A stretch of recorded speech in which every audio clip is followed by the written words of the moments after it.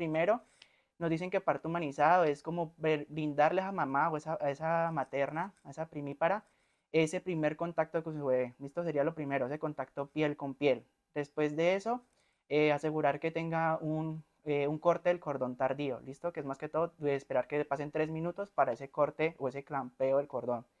Y aparte de eso, permitirle que esté con un acompañante, ¿listo? En ese caso puede ser su pareja, su mamá o cualquier persona que ella considere que le brinde un apoyo emocional a la madre.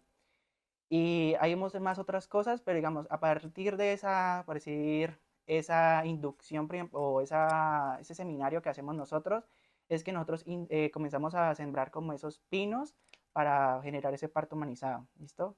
Entonces, por ejemplo, también hay, en ese está la importancia de las doulas, también, por ejemplo, está lo de la aromaterapia, ¿qué más? Está, por ejemplo, permitir a la paciente la movilidad, ¿listo? Porque muchas veces llega la mamá embarazada, listo, está en proceso de parto y la acuestan en una cama y ahí no se puede parar, que esté acostada todo el tiempo, ¿listo? Pero se ha comprobado científicamente que, por ejemplo, realizarle en esos momentos, que ella realice movimientos pélvicos, o hay unas pelotas, no recuerdo en este momento el nombre, pero que si ella se sienta ahí y comienza a hacer movimientos de cadera, eso aumenta y disminuye el tiempo de dilatación, ¿listo? Y a su vez mejora el dolor. Entonces las mamás no van a experimentar un proceso tan doloroso y pues para muchas traumático y van a disfrutar más ese proceso del parto. Hay dos lados de la moneda, ¿listo? Pues para la mamá puede ser que la están maltratando, ¿listo? Pero para nosotros, desde este lado de acá, no se justifica, sin embargo, hay momentos en los cuales se deben de hacer. ¿Por qué? Porque, a ver, comencemos porque el hecho de la mamá, primero le hemos de enseñar a respirar. ¿Por qué es importante que yo le enseñe a la mamá a respirar? Porque si yo no le enseño, la mamá a la hora que llegue la hora del parto, ella va a comenzar a pujar como ella cree que debe de pujar. Pero hay una técnica que ellas deben hacer para que ese pujo sea efectivo y de esa forma el parto no se prolongue tanto tiempo. Porque si el parto se prolonga durante mucho tiempo, eso puede incidir en la salud del bebé. ¿Listo? Entonces, ¿en qué consiste, por ejemplo, rápidamente esa respiración? Por ejemplo, yo le tengo que decir a mamá, mamá, a la hora de pujar, tienes que tomar aire, bajar la cabeza al mentón y pujar, ¿listo? Y esa fuerza la tienes que hacer como si estuvieras haciendo popó y no puedes apoyar tus brazos en la camilla. ¿Por qué? Porque si tú apoyas los brazos en la camilla, la fuerza que vas a hacer la vas a transmitir en la camilla, no en la parte vaginal. Al igual que si ella hace fuerza en el cuello, si ella comienza a apretar aquí el cuello, ese pujo no está siendo efectivo, ¿listo? Y por otro lado, le tengo que decir que tiene que pujar solamente cuando tenga el dolor de la contracción. Porque si puja en otro momento que no esté teniendo la contracción, ese pujo no va a ser efectivo. Entonces, si yo no le explico eso, la mamá va a comenzar a pujar, puede comenzar a pujar no en el momento de la contracción, sino en cualquier momento, entonces la mamá se va a cansar.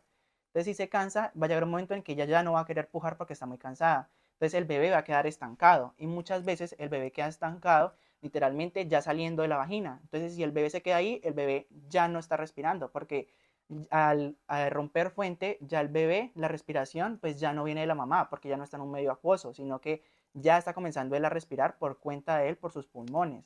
Entonces, si yo lo dejo ahí estancado, hay mucho riesgo de que el bebé muera.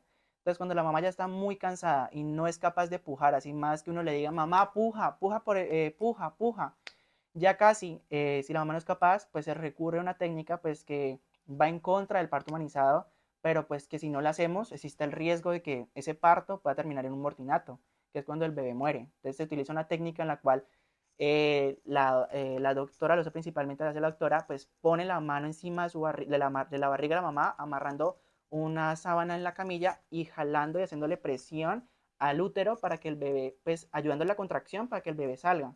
Obviamente, es una técnica que a la mamá le va a doler mucho porque tiene que hacerle mucha presión, pero si la mamá ya está cansada, esa es la única forma de que el bebé, en pocas palabras, podemos decir que sobreviva, si se hace caso, ¿ya? Pues esa es la única forma en la que podríamos decir que estaría como autorizada, pero sin embargo es una técnica que no se debería hacer. Pero es en el caso en el que la mamá, por más que se le diga que respire o que lo haga de tal forma, la mamá no lo hace y deja de pujar. ¿Listo? Pero pues no está avalado y pues eso no deberían utilizar esa técnica. Tratarla por el nombre de la mamá, ¿listo? Entonces saber que se llama Mariana, ¿listo? Entonces yo sé que ella se llama Mariana. Por otro lado, entonces dirigirme a ella siempre por su nombre. Sería el primer trato. Aparte de eso, velar porque está acompañada de alguien, ¿listo? En este caso su esposo o su familiar todo el tiempo. Después de esto, disminuir los tactos vaginales, ¿listo? Porque esa es otra medida que se debe de velar en un parto humanizado. Porque muchas veces en este ambiente pues hay aprendices, pues nosotros somos uno y pues nosotros no realizamos tacto vaginal, principalmente lo realizan los médicos, entonces los médicos también están aprendiendo en este proceso, entonces uno de esos parámetros es disminuir los tactos, porque en un momento pueden llegar cinco veces en un momentico a tactarla, listo, diferentes doctores. Entonces la mamá se va a sentir invadida. Entonces uno de los parámetros del parto humanizado es disminuir los tactos vaginales, listo. A su vez, tener en cuenta la privacidad de ella en esos tactos. Por ejemplo, los cubículos tienen cortinas.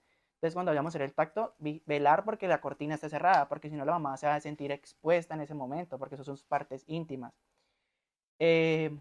También, por ejemplo, lo que te decía, la aromaterapia, ¿listo? Entonces uno llegará a hablar con la mamá, mamá, ¿estás de acuerdo con que hagamos aromaterapia? Entonces, en nuestro caso, cuando hacíamos las prácticas, llevamos esencias de lavanda, entonces le decía, mamá, entonces estás de acuerdo, decía que sí, entonces pues la acomodamos porque también hay una posición que se llama posición de rana, pues juntando las piernas y en la camilla, pues en la cama, ella puede ponerse en posición de rana, se pone menos inclinada a la cama y pues ella también con medio de la respiración, porque también en otra parte del parto humanizado es enseñarles a respirar.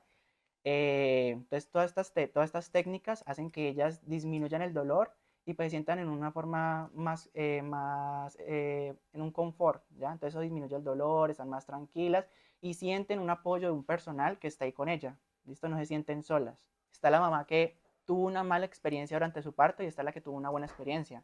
La que tuvo una mala experiencia, pues ella va a tener miedo, como te digo, a un próximo embarazo porque va a sentir que la van a tratar otra vez mal durante ese proceso del parto.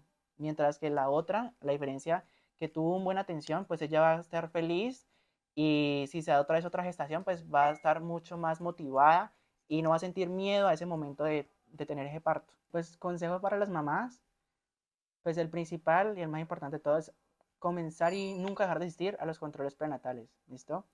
Porque es el único medio por el cual nos vamos a dar cuenta si hay una alteración del embarazo o si todo está bien, ¿listo? Y a su vez, porque durante este proceso, pues dependiendo si es el primer embarazo, ya es muchos, o ya es el segundo, el tercero, el cuarto, pues lo único que disminuye son las sesiones, pero al final, casi al final, hay un espacio que se llama eh, taller para padres, ¿listo? En el cual se les enseña a las mamás cómo deben de respirar durante ese momento, se les enseñan posiciones y ejercicios que pueden hacer para volver más rápido el proceso de dilatación. Entonces digamos que ese momento pues es el más importante de todos porque son tips en el cual se le brinda a la mamá y al padre o al familiar que la va a acompañar durante ese proceso para que este proceso no se alargue tanto, ¿listo? Eh, y también se le puede decir a la mamá que ya tiene derecho a realizar un documento que se llama plan de parto, en el cual la mamá deja por escrito cómo quiere que sea ese proceso del parto, qué persona quiere que esté con ella acompañándola todo el tiempo, cómo quiere que sea, por ejemplo, si es una mamá indígena que tiene derecho a tener, ellas tienen, por ejemplo, en sus creencias, ellas no están acostumbradas a tener un parto en esta camilla, ¿listo? De posición liptotomía, algo así. Entonces, ellas no están acostumbradas a posición, sino que ellas ancestralmente tienen su parto de pie, ¿listo? Entonces, que se le brinde la posibilidad de tener, se sostienen de un lazo, entonces de permitirle ese lazo y para esa forma tener su parto de pie, ¿listo? Para que no sientan que se les está violando ese derecho que ellas tienen a tener su parto de esa forma, porque va en su cultura. Asimismo, otra característica, por ejemplo, si estamos hablando del parto indígena, ellos tienen la creencia de sembrar la placenta, ¿listo? Y en ella sembrar un árbol. Entonces, no negarles el derecho que ellas tienen a también reclamar esa placenta, ¿listo? Por ese lado, si hablamos de tener en cuenta esa parte de cultura.